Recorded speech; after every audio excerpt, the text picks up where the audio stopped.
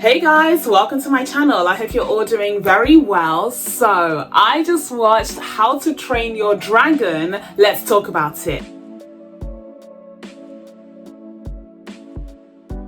So How to Train Your Dragon is directed by Dean DeBlois, who also directed the original animated film from 2010. Now, when Dean DeBlois was recently asked why he decided to take on this project, he said even though he wasn't a big fan of remaking the animated film himself, considering the fact that Uni Studios was going to do it regardless, he figured at least he could helm the project to make sure that they did it right. And my word. My word, thank goodness for that. Thank goodness, thank Christ for that, because truly we were blessed.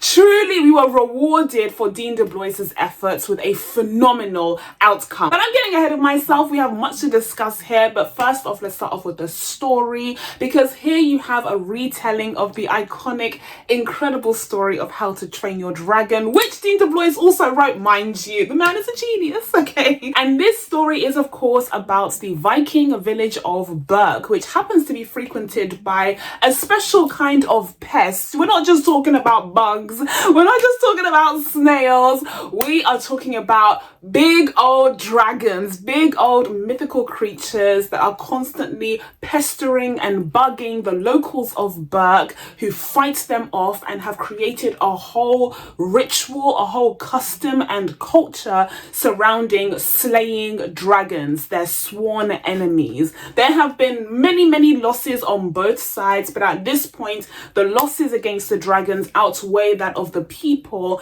and the people of Berk take great pride in being able to slay as many dragons as possible and having historic, iconic stories of slaying dragons attached to their name. Now, these values and myths are upheld and personified by the chief of Berk, and that is Chief Stoic, who is everything that the Viking village adores and admires. He embodies all of those values, slaying dragons, having iconic stories. He lost his wife to a dragon. Like, he is that man, okay? And he has the hopes that one day his son, his only child, will follow in his footsteps.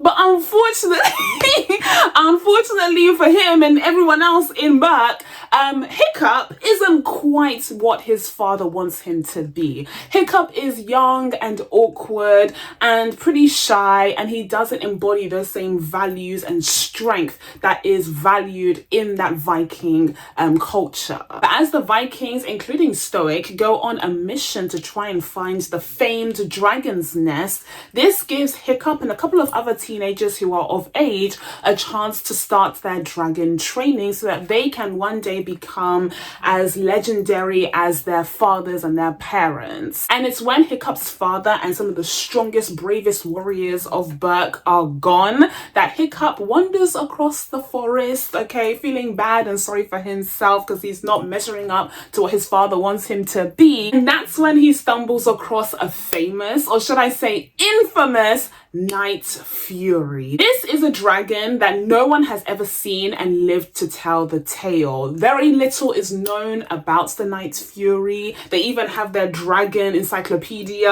and the Night Fury page is looking pretty empty. But on that fateful day, Hiccup happens to stumble across one that has been grounded and so is unable to fly because of an issue with its tail. But when the two confront each other, human to dragon, instead of Hiccup lifting up a sword and trying to kill it the way that his father undoubtedly would, he befriends the dragon. He looks into the dragon's eyes and sees a friend. He sees someone who's just like him in many ways, and that starts a whole new path, a whole new journey for Hiccup and Toothless and the entire village of Berk. Now listen, this story was already incredible, iconic, memorable, heartfelt, emotional, impactful, incredible, perfect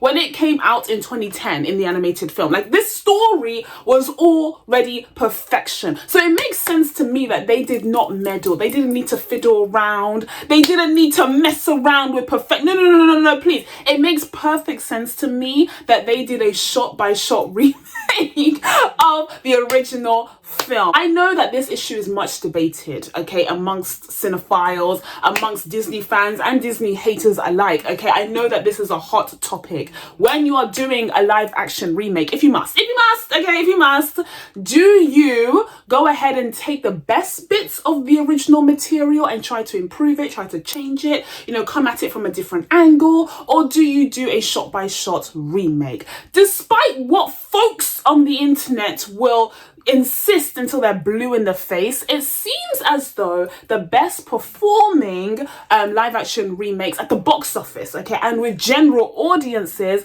are the ones that stay true to the story. I don't care what you please argue with the wall, argue with the box office. I don't care what you think, I don't care what you say. The ones that do the best when it comes to general audiences, when it comes to box office dollar bills, are the ones that are shot for shot remakes. Look at the remake of The Lion King, Beauty and the Beast, Aladdin, The Little Mermaid. Like, these are films that stayed very true to the source material with a few tweaks here and there, and they're the ones that performed the best. And so I'm not surprised that Universal and Dean DeBlois decided to take that route as well and just give us a live action retelling of the exact same story. And you know what? I don't even mind, because like I said, the original story was perfection. Like, this is one of the greatest DreamWorks films ever made. So why would you want to mess with perfection? So all in all, when it comes to the story, there aren't too many diversions from the animated version. And so I'm not going to give this film too many props for the storytelling here. But what I will say is that it did an exceptional job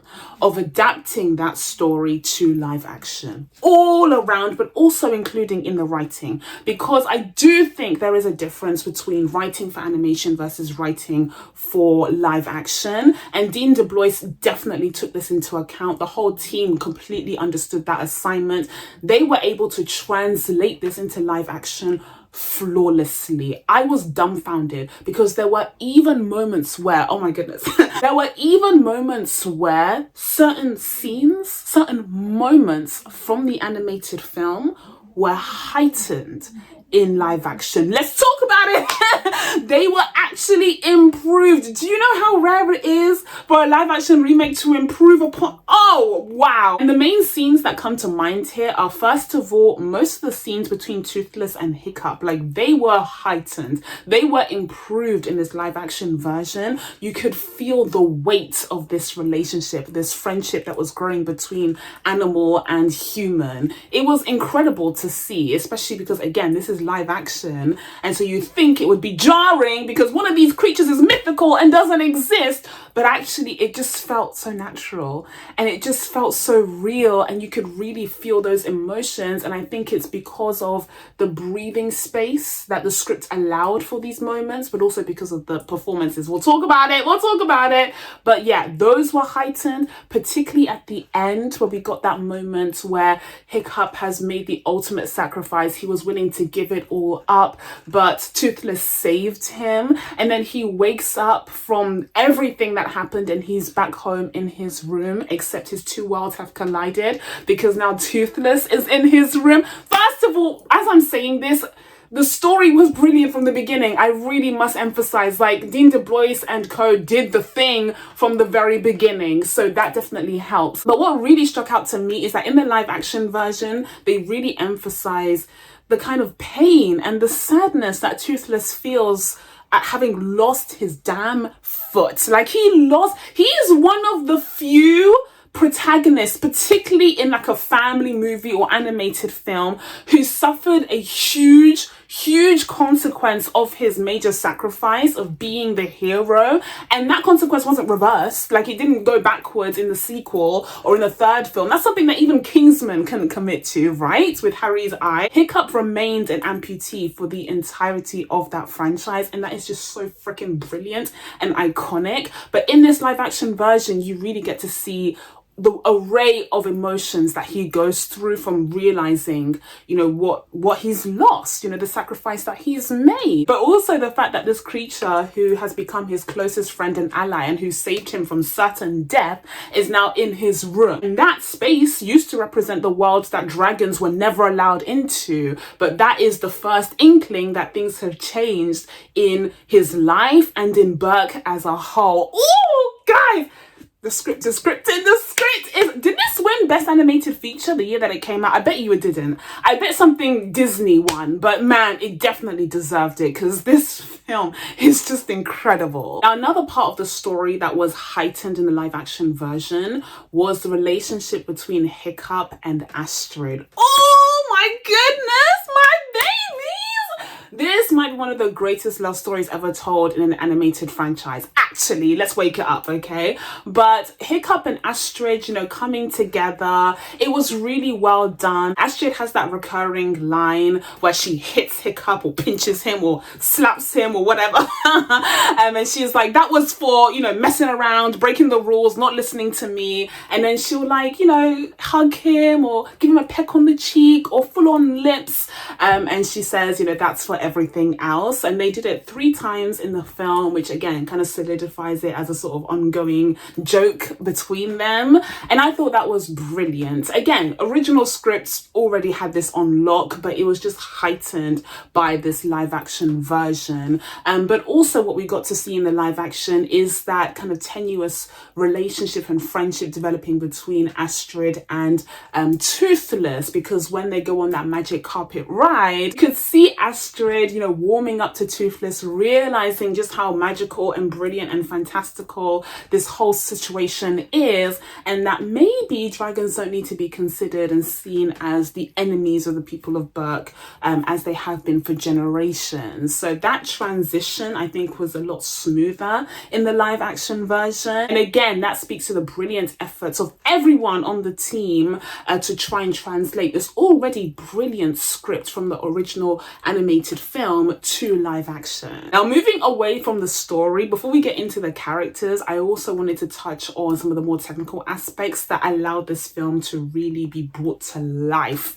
in live action. Because oftentimes a big question that those of us who are huge fans of animation have is, what can live action do that animation can't? In reality, animation is so great at, you know, telling these stories with fantastical, magical, sci-fi elements, because the only limit is your imagination. You can draw anything, you can make anything come to life, and that was the beauty of it, especially in the ages where CGI didn't exist or wasn't developed enough to look good. I mean, we couldn't get a whole bunch of Trons day in and day out, so we had to make do with drawings. But now here comes technology, here comes CGI to actually give us the opportunity to see some of these animated films in live action and for it to actually look good and seamless. But unfortunately, not all of these filmmakers or studios have taken that opportunity seriously. And so sometimes we've been saddled with horrific looking live action remakes. Well, let me tell you right now, How to Train Your Dragon is not one of them. How to Train Your Dragon is a phenomenal looking film. This is a cinematic masterpiece. Yes, it is. I'm not even exaggerating. This film looks good. Okay, from the cinematography, from the location scouts, listen, I don't know where they were, probably somewhere in Ireland or somewhere, a lot of green and hills, but it looked incredible. It looked so real and so Berk. It was amazing. You have the costume, hair, makeup, everyone was on point. Everyone was ready to do their jobs and do them well. And we were all rewarded for their efforts because they brought Berk to life in such an authentic, realistic, but still magical way that was truly shocking to me. I was fully immersed. And no, it's not just because I watched this film in 4DX. That's right, 4DX Gene is back. If you've watched my Mission Impossible 8 review, then you know I recently discovered 4DX and I've been waiting. I've been counting down the days until I had another excuse to go back into Cineworld for a 4DX screening. Well, before my Mission Impossible screening, there was a trailer for How to Train Your Dragon which used some of those 4DX effects, and I was like, ooh, this movie would be sick to watch in 4DX. And so that's exactly what I did, and it was in fact sick. I'm a huge fan of this. I must say, speaking of technology, I must say I'm a huge fan of 4DX. It made the riding sequences insane. Like I felt like Toothless was trying to kill me. Okay. Now I will say one thing that was slightly annoying about this screening is that it was 3D as well as 4DX, and I'm not a huge fan of 3D. It gives me a headache. It looks really blurry to me, and unfortunately a lot of the seats for my screening were sold out, so I had to sit a little bit closer to the screen than I usually would, and that made it even worse. So that was a bit of a downer. I wish there was a screening that was just 4DX with no 3D, because that would have been absolutely magnifique. But other than that, guys, it was one of the most memorable, explosive, incredible cinema going experiences I've ever had. And speaking of technology, going back to the point that I made about how technology improving and evolving has allowed for these live action remakes to be brought to the big screen in the first place, well, I would be remiss if I didn't mention just how brilliantly the dragons were realized in live action in this film. Toothless looked flawless.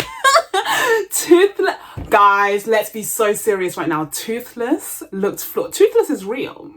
Toothless, and I don't want anyone going out there to try and find him, because I know that humans will ruin everything. So if dragons do exist, then just let them be. But having watched this film, I can tell you the likelihood of dragons being real just increased substantially. Just from what I've seen, because that rendering was a bit too accurate. From what I've seen, dragons might be, they might be out there, who knows? I couldn't help but think whilst I was watching this film that it kind of owes somewhat of a debt to another famous franchise, but from the small screen, and that is of course Game of Thrones. Listen, I don't have any background knowledge. I haven't looked into this or anything. I haven't cross-referenced names, but I do think in my head that the technological advancements brought about by Game of Thrones to depict live action dragon riding would have definitely helped the team working on How to Train Your Dragon. Like that just makes sense to me. Then during the screening, I couldn't help but think, shout out to Daenerys.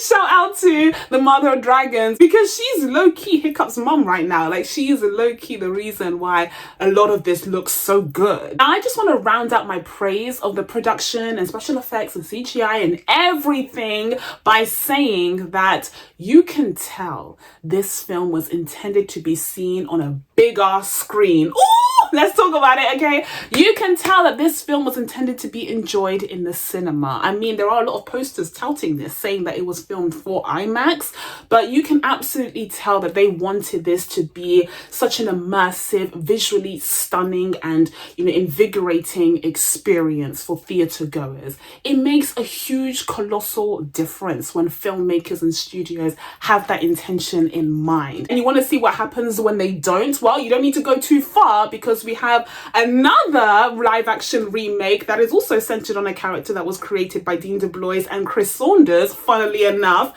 in the form of Lilo and Stitch, which came out literally just a couple of months ago. And the difference here is night and day.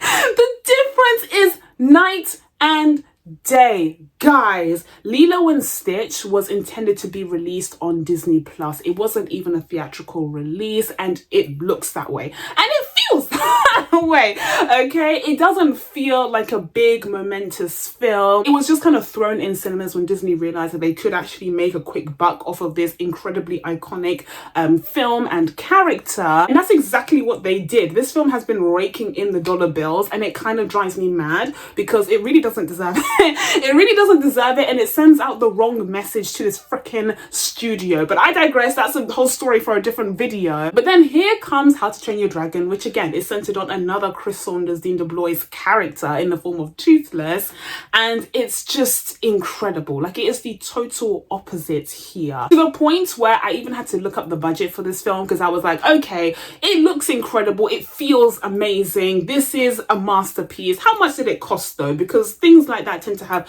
huge dollar bills attached to them. Apparently, according to sources, unless we're dealing with some fudged up Hollywood accounting, which we could be, by the way, but apparently the budget for this film was $150 million. 150 million.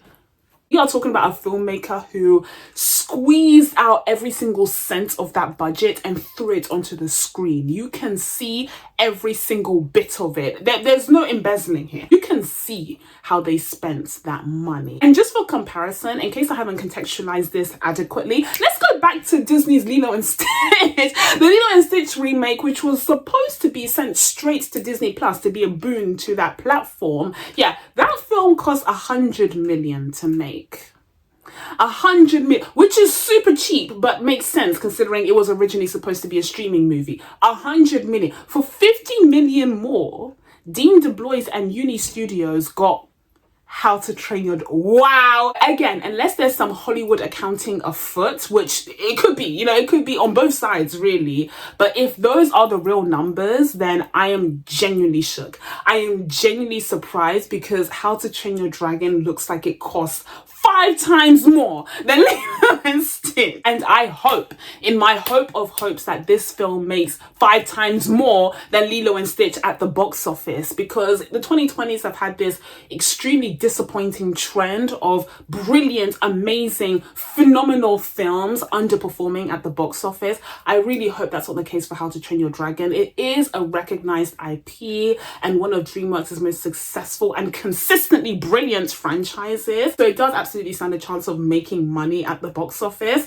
But I don't know if it's going to make Lilo and Stitch money, because Stitch is just a bombastic and sellable character. I really hope that it outsells Stitch. I'm not trying to be rude, okay? I'm a huge Disney fan myself, but like, to see Disney win with such mediocre material and to see How to Train Your Dragon lose would honestly crush me. Okay guys, so finally let's get into the performances here and just, oh wow. Oh, look at the smile on my face. The casting was incredible. The casting director was working overtime. And in fact, I swear 2026 is going to be the first year where you have the new Oscar for Best Casting Director available.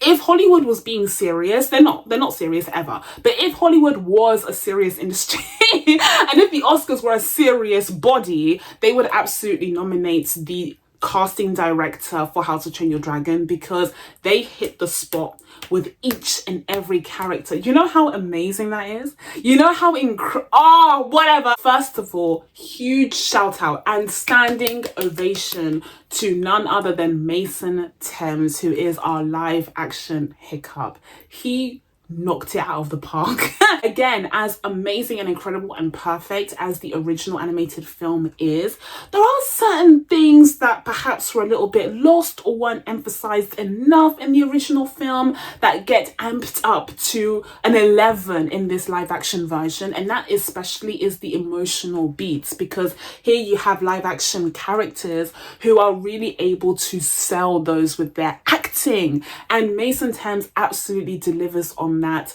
in the scenes with Hiccup, in the scenes with his father, and in the scenes with Astrid in particular. Like, he's just so fantastic. Now, I was a little bit nervous at first because I didn't know if he would be able to convey the sort of awkwardness and nerdiness that Hiccup has in the original franchise, but I feel like as time went on, he got more nerdy and he got more awkward. I definitely feel like when the dragon training trials started, you really got to see how much of a misfit he was, and then when he starts to learn all of these tricks of the trade from dealing with an actual dragon behind the scenes, it was just perfectly conveyed how, like, it had nothing to do with speed, strength, you know, bravery, or any of that boisterous stuff. It was literally just him playing games. It's literally just him playing smart games during the trial because of what he's learned from Toothless.